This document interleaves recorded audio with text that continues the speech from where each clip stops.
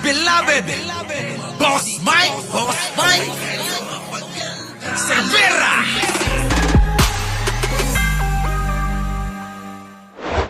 Yo! Magandang umaga, magandang hapon at magandang gabi sa mandako ng mundo. Naroon kayo. Siyempre, magandang buhay na rin para sa ating lahat. At siyempre, kung bago kayo sa aking channel, huwag niyong kakalimutan na mag-like, mag-share at mag-subscribe. Opo. So, eto na nga mga kababayan. Naku, si Digong kumana naman.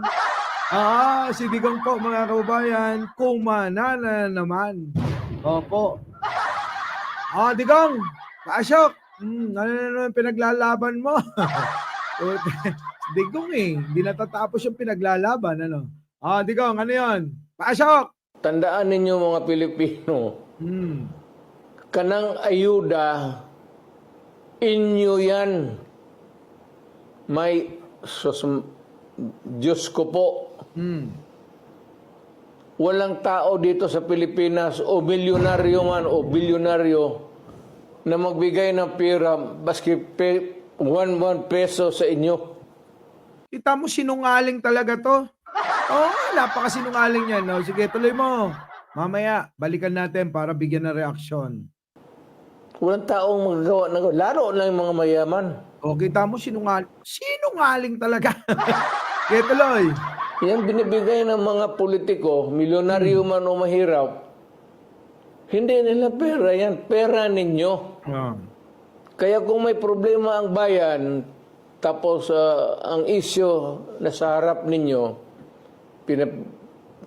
you are made to choose. Dali na, ano mo na? In either referendum Sige na, buduli mo na yung mga taong kausap mo. or plebiscite. Maawa naman kayo sa anak ninyo, future generation. Isipin ninyo yung problema. Yung ibigay ninyo ng pera, kunin ninyo, kay pera ninyo yan. Hindi gago itong nag-imprinta yan sila ng pera, ipamigay. Alam mo, totoo talaga, no?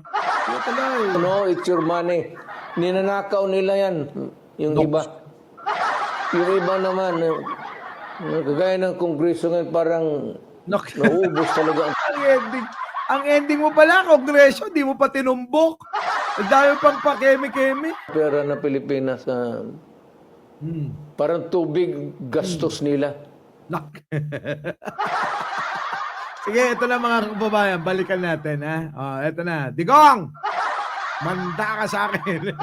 Pasok! Tandaan ninyo mga Pilipino, kanang ayuda, inyo yan. Siyempre, amin talaga yan. Dito ba mga kababayan, meron pa bang nagmamay-ari ng ayudang binibigay ng gobyerno? Siyempre, mapupunta sa tao. Ganun yun, Digong. Palibasa ikaw. Anong ginawa mo nun? Pinili mo lang yung binigyan mo ng ayuda habang kami nakakulong. Diba? May Isip ka muna ng sasabihin, Digong. Isip mo na. Laliman mo ng gusto, ha? Yung mabubudol mo. Yung mga DDS. Diyos ko po. Ako. Ay, gumamit ng Diyos. Wala na maisip Wala na maisip. Ay, Diyos ko po. Diyos ko po? Aba, himala. Yung demonyo. Gumagamit na salita na, Diyos ko po. Walang tao dito sa Pilipinas o milyonaryo man o bilyonaryo na magbigay ng pera baski 1 peso sa inyo. Nako mga kababayan, ito fake news talaga to. Ito mga kababayan, niloloko kayo neto. Maraming mga tao, mayayaman, may negosyo, negosyante, namimigay ng kusa kung saan saang mga bahay ampunan, tumutulong kung saan-saan, sa mga foundation, nagdo-donate sila. Loko! Sinungaling mga kababayan kasi gusto niya, siya lang ang magaling. Gusto niya sabihin niya, gusto niya sabihin ninyo, siya lang ang tumutulong. Mga kababayan, napakaraming tumutulong. Napakarami niyan mga kababayan. Kasi yung mga tumutulong, hindi naman mga pagtumulong pinagyayabang. Si Norman Mangusin lang gumagawa nun at saka yan. 'Di ba? Oo, tuloy. Hindi pa nga natutulong pinagyayabang na neto Sinungaling ka, kawawa naman si Henry C. Ang daming foundation noon. Di ba ba? Si Ramon Ang at iba pa kahit nga yung maliliit na mga negosyante na kaibigan ko tumutulong ng hindi nyo nalalaman. Pero si Digong, mga kababayan, sabi niya, kahit piso, wala daw bilyonaryo, milyonaryo, mayaman na tumutulong. Fake news po yun. Ikaw na magaling, Digong. Walang taong magagawa ng lalo na yung mga mayaman. O, kita nyo, lalo na daw yung Digong, hindi mo yata alam. Kaya nga nabubuhay yung mga ibang mga bahay ampunan at mga foundation na kung saan-saan ay dahil dun sa mga tinutulong nung may kakayanan. Hindi naman kailangan sobrang yaman para tumulong sa kapwa-tao.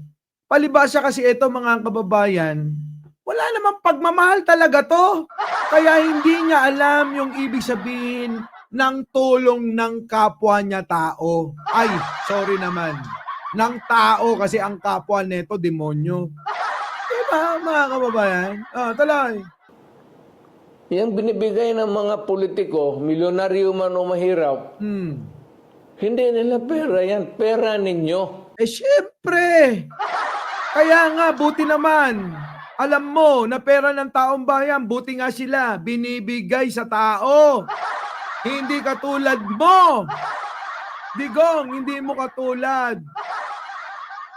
Ninanakaw nyo Kayo lang ang nakakakuha ng pera ng bayan.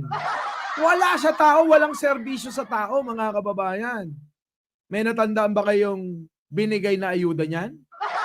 Bukod nung kinulong tayo nung pandemya, habang sila, sige lang ng sige ng kuha ng kwarta. Natatandaan nyo ba yung 52 billion, 51 billion ni Pulong? Panahon ng pandemic yun. Pero etong mga ito, inaprobahan ng tatay niya yun. Bakit? Anak niya yun Sabi nga niya, maawa daw sa anak, kaya siguro naawa siya sa anak niya. Kaya kung may problema ang bayan, tapos ang issue na sa harap ninyo, Yan na yung pambubudol. Digong, hirap na. Sige tuloy. Kaya mo yan. Yung mga uto-utot, mga tangat mangmang. Nandiyan naman sa'yo pa rin tuloy. Are made to choose in either referendum or plebiscite, maawa naman kayo sa anak ninyo. Kita nyo? Kaya nga naawa siya kay Sarah kahit sandamakmak yung ninanakaw niya. Kaya nga naawa siya kay Pulong kumpara sa inyo nung panahon ng pandemya, binigyan pa rin ng pondo na 51 billion. Kasi anak niya. Di ba? Digong, wala na. Finish ka na. Tuloy. Future generation. Nak ng future generation. Future generation ang iniisip niya. Pero mga kababayan, bakit tila walang nangyari nung nanungkulan ka? Nung nanungkulan to, may natatandaan ba kayo? Na para sa atin yung ginawa nito? Ang naalala ko, pinapatay nito yung mahihirap na tao. Di ba? Isipin ninyo yung problema. Yung ibigay ninyo ng pera, kunin ninyo. Kay pera ninyo yan, hindi gago. Ay, syempre nga! Binigay. Alam ka naman, hindi kunin. Ayuda. Maraming tao ngayon nahihirapan. Alam, hindi tanggapin yan. Ituturo mo na naman yung mga mga magnanakaw. Totoo naman, maraming mga politiko magnanakaw. Pero dapat, isama mo yung sarili mo. At si Sarah, at buong pamilya mo. Di ba mga kababayan, hindi lang yung magtuturo ka lang ng ilan para masabi lang na ikay malinis. Oo, digong! Itong nag-imprinta yan sila ng pera, ipamigay. No, it's your money. Ninanakaw Alam namin, digong. Alam namin. nila yan. Oh, Yung ninanakaw ninyo. Hindi lang nila, ninanakaw namin yung kamo. Hindi ba mga kababayan, nililigtas kasi yung sarili. Hindi naman po pwedeng ganon, digong. Kasi hindi mo may explain to. Nung nanungkulan ka, alam mo ba kung gaano kalaki ang nilobo ng utang ng bansang ito? Tapos wala kaming makita. Meron mga sira-sira. Oo. Mga proyektong hindi natapos, mga proyektong hindi magamit. Pasok. Ang utang ng Ano sabi rito? Obo naman ang utang ng Pilipinas. Lumobo daw ang utang ng Pilipinas, digong. Pumalo ang utang ng bansa sa 12.79 trillion pesos noong Hunyo sa pagtatapos ng Administrasyong Duterte. Mas Digong! Paano ito? Ano na? mataas yan ng 2.4% kumpara sa 12.5 trillion pesos. Kita nyo mga kababayan, isang buwan lang ang pagitan niyan. Abay, ilang bilyon ang tinaas niyan. Noong panahon ni Digong, ganyan, oo, ganyan kagrabe ang pag-utang. Tapos mga kababayan, yung sinasabi niya, ayuda, meron ba kayong natikman? So mga kababayan, ano po ang masasabi nyo dito kay Digong? Paki-comment naman. Opo, at binabasa ko yan. At syempre, huwag niyong kakalimutan ding mag-like, mag-share, at mag-subscribe. Ako po ang inyong lingkod, Mike Cervera po, lagi nagsasabing mahalin natin ang ating kapwa, pagdasal po natin lagi ang ating bansa. Magandang umaga, magandang hapon at magandang gabi sa mandako ng mundo. Naroon kayo, syempre, magandang buhay na rin para sa ating lahat.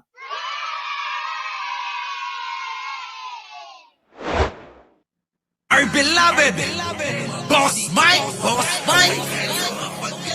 Cervera.